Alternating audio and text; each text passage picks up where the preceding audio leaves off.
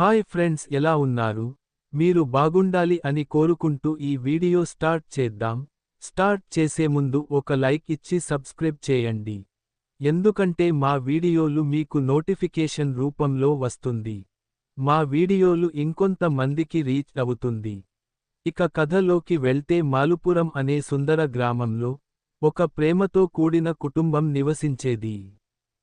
ఈ కుటుంబంలో తాతయ్య రాజేశ్వరుడు, ఆయన భార్య సునంద మరియు ఇద్దరు పిల్లలు, పెద్ద కుమార్ మరియు చిన్న లలిత ఉండేవారు.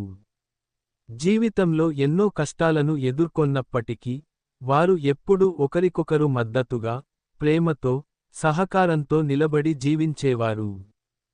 రాజేశ్వరుడు అనుభవాల బాటలో నడుస్తూ కుటుంబానికి మార్గదర్శకుడిగా ఉండేవాడు. ఆయన చెప్పే ప్రతి మాటలో జీవితం గురించి గాఢమైన సత్యాలు ఉండేవి. తన కష్టకాలంలో కూడా కుటుంబం పట్ల అతని ప్రేమ ఎప్పుడూ మితంగా ఉండలేదు. సునంద తన ఆత్మీయతతో పిల్లలను సద్గుణాల రీతిలో ఎదగడానికి ప్రేరణనిచ్చేవాళ్లుగా మారింది. ఆమె చూపే మృదులత, శాంతి మరియు ధైర్యం పిల్లల్లో కూడా నచ్చింది. ఒక వర్షాకాలంలో గ్రామంపై భారీ తుఫాను ఉరిమి వచ్చి ఇళ్లను దెబ్బతీసింది. అందరూ భయంతో ఉండగా రాజేశ్వరుడు తన అనుభవంతో ఇల్లు మరమ్మత్తు చేయడం మొదలుపెట్టాడు. సునంద తన ప్రేమతో పిల్లలను ఉత్సాహపరచుతూ ఒకరికొకరు సహాయం చేసుకునేలా చూసింది. పెద్ద కుమార్ తన బాధ్యతను గ్రహించి గ్రామంలోని ఇతర కుటుంబాలను కూడా సహాయం చేయడానికి ముందడుగు వేశాడు. చిన్న లలిత తన ముదురుగా స్మిస్తూ అందరికి ఆనందాన్ని పంచుతూ ఈ సంఘటనలో అందరి హృదయాలను మరింత సన్నిహితంగా మారుస్తుంది. కాలంతో కుమార్ పట్టణానికి వెళ్లి విద్యలో మంచి కేంగి సాధించి ఒక గొప్ప ఉద్యోగం సంపాదించాడు.